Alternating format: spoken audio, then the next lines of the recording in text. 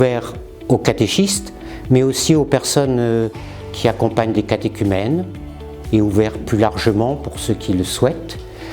Et le but de cette journée, c'est d'avancer grâce au passage du livre des Actes des Apôtres, de cette rencontre entre Philippe et l'eunuque, de passer d'une catéchèse qu'on pourrait dire traditionnelle vers une catéchèse catéchuménale, où le centre est vraiment l'œuvre de Dieu dans le cœur des enfants ou des adultes vers lesquels nous sommes envoyés. À l'image de Philippe, qui est envoyé par l'Esprit Saint vers le char où se trouve l'eunuque,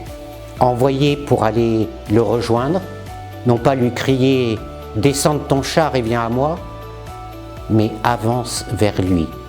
attends qu'il te demande de monter. Et là, sois à son écoute, à l'écoute de ce que Dieu dit dans son humanité, afin de l'aider à avancer et à aller jusqu'au don de Dieu, qui est pour cet eunuque éthiopien la réception du sacrement du baptême. Dans les paroisses, et on le voit au niveau du service de la catéchèse,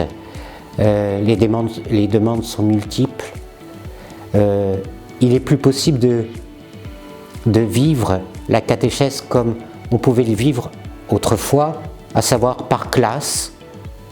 les CE2, les CM1, chacun, parce que les demandes sont multiples et diverses et elles arrivent d'enfants qui n'ont pas le même âge et qui n'ont pas reçu de racines. Et donc il faut s'adapter à chaque parcours d'une certaine manière. De la même façon que Philippe est appelé à s'ouvrir à l'histoire et au parcours individuel de l'eunuque éthiopien. Et donc c'est essayer de se détacher de parcours trop structurés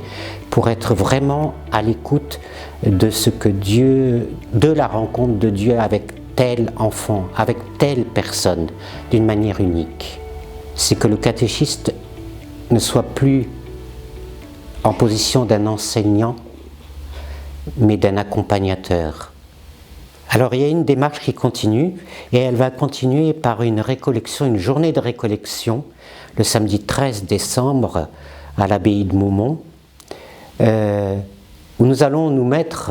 continuer à marcher, alors que nous arrivons presque au terme de l'année jubilaire, mais à poursuivre une route en pèlerin, cette fois à la suite des mages, et à leur suite se laisser et apprendre à se laisser guider par une petite étoile, la faible lumière d'une étoile, pour aller vers le lieu de la naissance du Sauveur. Notre propre naissance, celle de nos frères aussi, et d'apprendre également à repartir comme les rois mages, en ayant écouté Dieu dans notre intériorité, à repartir chez soi par un chemin autre et différent.